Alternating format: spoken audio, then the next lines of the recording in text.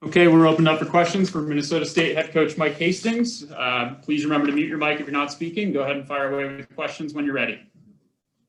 Coach, what was one of the things that you were looking to do most in the first period? Because from last night to tonight, you obviously had a much better jump to start this game. Yeah, we wanted to try and get to our game a lot sooner than we did the night before. I thought we came out and we were hesitant, and I just thought we came out and were real tight last night, where tonight I thought the guys came out and played with some confidence. And it was important in that line the weekend between Furry Morton and Ryan Sandlin were difference makers for us, and they were tonight.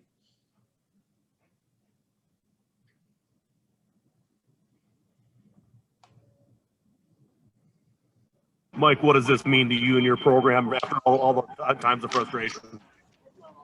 It's pretty special, Randy. It is. Richard Davenport and the administration have been unbelievable to myself and our family, and been very supportive from day one on, trying to make sure that our program continued to grow and develop without the expense of academics and without the expense of cutting corners. And they've invested in our program and be able to pay those guys back, to be able to pay the alumni back, and finally get one win and find a way to win a regional to get a Frozen Four. I think it's special. So for all the people that have come before me, Troy Judding, Donnie Brose, those guys that started to build this program, I'm very happy for all of them, and especially this group of young men, because we weren't feeling too good after we lost to Northern Michigan, and I know there were a lot of people doubting us, and the group really stepped up. Mike, you know Scott Sandlin very well. He sent his kid to play for you.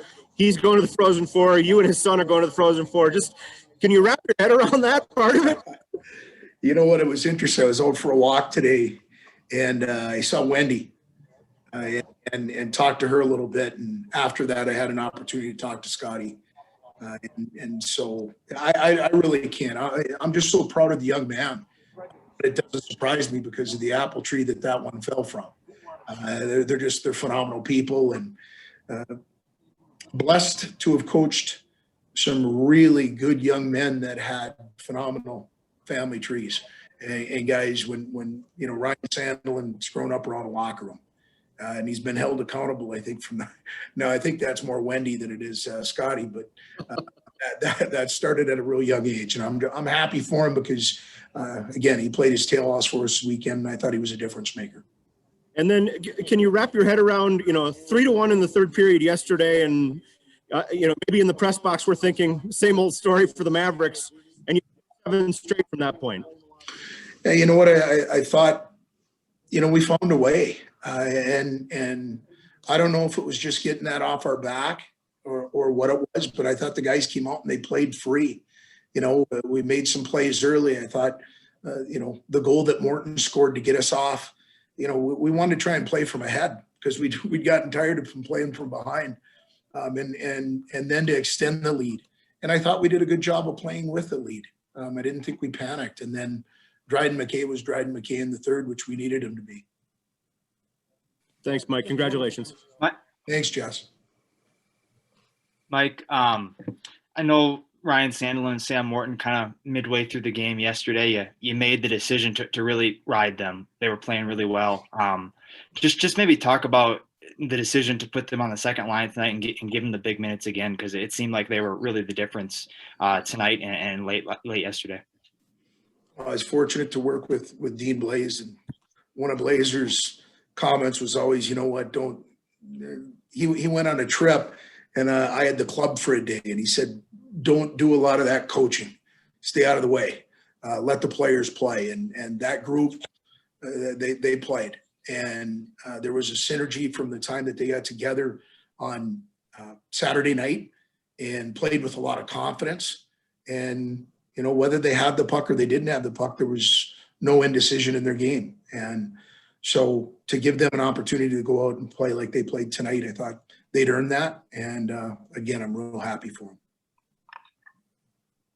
Yeah, Mike, 3 Minnesota teams get in the Frozen Four, including your alma mater. What's it going to mean to play against them? Well, first of all, congratulations to everybody that's going. But those guys, and I talked to Scotty earlier, as I said, texted a little bit with Lars and his staff. And I want to look back too, when you start talking about Bobby and you Tom Saratori and all 5 schools from the state of Minnesota making the NCAA tournament, I think is a great statement of what it is to, coach in that state. The expectation level is very high, and you know what, we're just going to take this one in. I know I was able to watch in between periods or before this game started tonight. I was able to watch St. Cloud play. Very impressive to do what they did in that game, and hopefully Brodzinski's okay, because that was that, and how that team handled that was incredibly impressive. And so happy for those guys, and really happy for our guys that, we'll be able to get a couple of days and get prepared for St. Cloud. Last one for Coach. Coach, you said that you didn't panic with the lead. You shut down a top 5 offense in the country. I think they only had 9 or 10 shots through the first 2 periods. What did you see from your team to be able to pull that off? Well, I thought we played selfless tonight. The group went out and when we possess the puck, I think that's when we're best, and that's the best defense. And I thought we did a good job of reloading and getting back on top, because that defensive core is, when you're watching tape of that group go up and down the rink, they can give you nightmares. And I thought our guys did a good job of getting back on top and coming back in units of 5, whether we were in the offensive zone, the neutral zone, or back into our end. Thanks so much, guys. Appreciate it. Thanks, everybody. Thank you, Coach. Okay, we'll open up for questions for Minnesota State's Riese Zmolek. Remember to mute your microphone if you're not speaking. Go ahead and fire away with questions when you're ready. Hey, Riese, congrats on the win. Talk about what this, not just what this win means for the team, but also all your classmates at MSU. Yeah, I think it's a huge step for us. For a long time, talked about not winning that first one, and then especially getting the first one done, and then the one tonight. I'm pretty sure no one on the team will be sleeping from all the excitement, on the bus ride home and everything. So, it's a big time accomplishment, but we got to get back to work when we get back to Mankato and start focusing on the Final Four. Riese, the WCHA playoffs didn't end the way you guys wanted to with that loss to Northern Michigan. How were you able to regroup and turn a disappointing finish to the WCHA playoffs into a positive here in the NCAA? I think it was a real eye-opener for us. Time for us to look in the mirror, get back to our details, get back to how we play. It just showed this weekend, we got back to the way we play, and we keep continuing that train and getting back to work this upcoming week.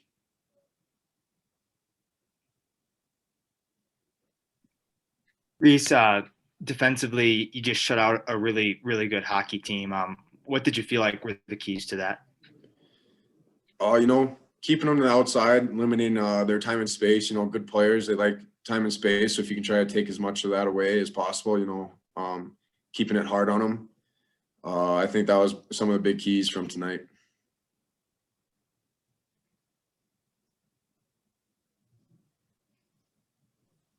Riese, how much did the team want to win tonight for Coach Hastings? It was huge. He's been through it a couple of times. It's a huge win for him. We're pumped for him. He's pumped for us.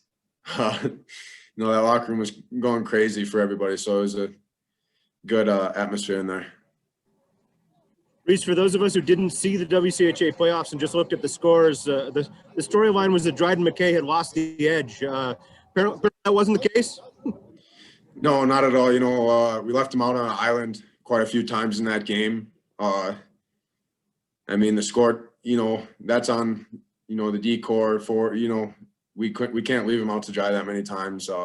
He saved us quite a few times in that game as well. There were some huge saves he made. So it's just time for decor, forwards to sharpen up a little bit.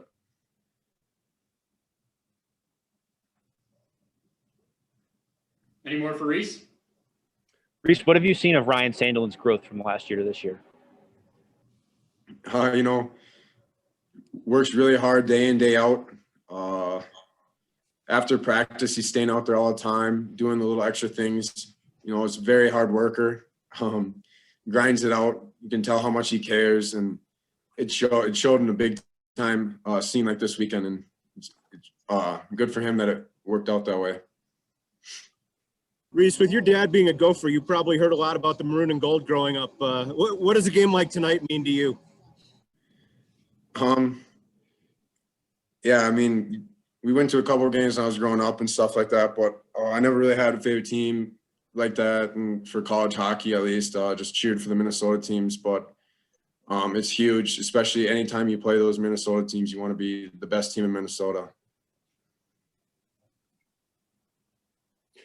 Riese, it's Tim from Flow Hockey. Just the shot blocking and the personal sacrifice, how much of that is the philosophy of your club?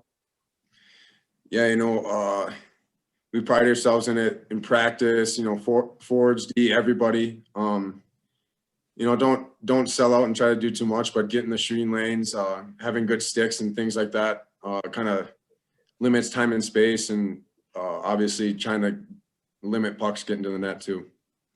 Last one for Riese.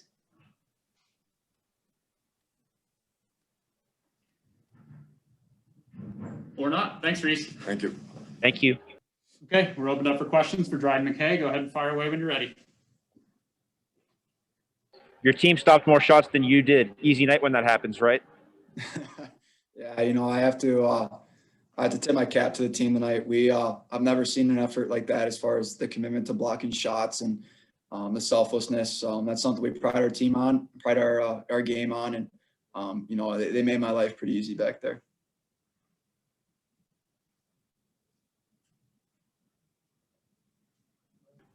Dryden, your team got you a 2-0 lead right away. How much confidence does that give you back there? Oh, it was huge, especially you got out of the first period without giving one up too. It had been a few games since that had happened. So I think personally and as a team, I think, we had a ton of confidence coming in after the first, and having that lead and knowing we were playing well and we were on our game. And, those two first period goals really were the difference, I think, for us tonight.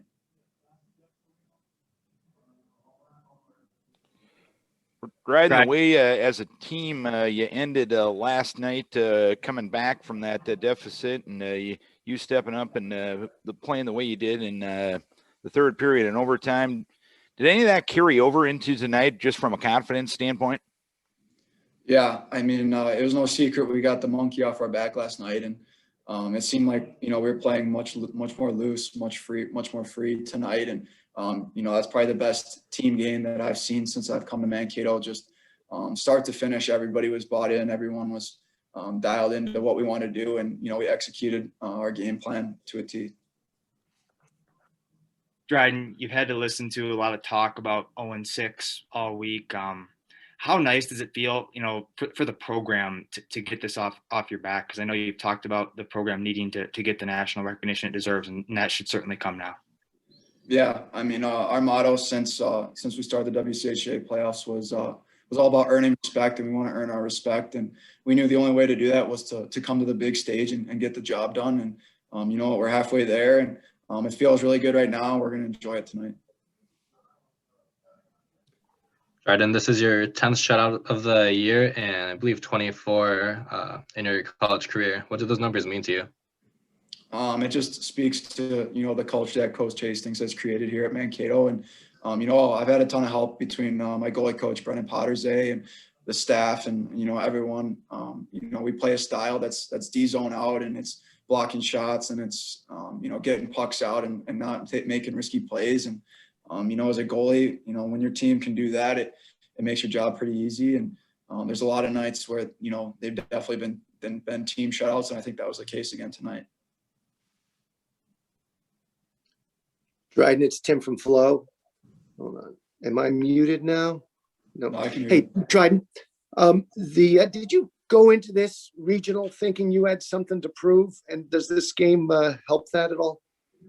Yeah, I knew that, I'd read the stuff and knew people were kind of writing us off and writing me off personally after that Northern Michigan game where, I wasn't at my best and neither were we. So I think as a team, we came in with the chip on our shoulder that, it was us against the world. And, we were just here to prove people wrong. And I think we did that.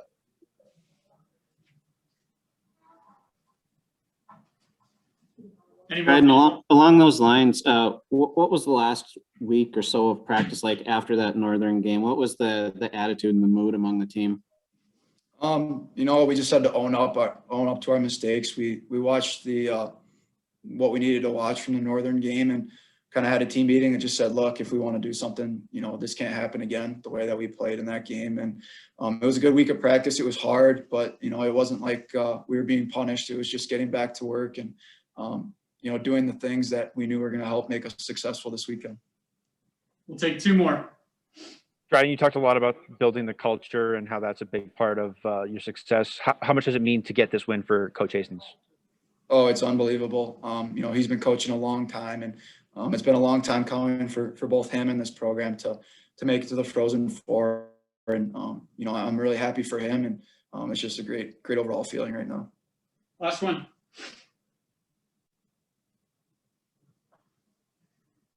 Another fake out. Thanks, Dryden. Yep, thank you. Thank you. All right, that's the last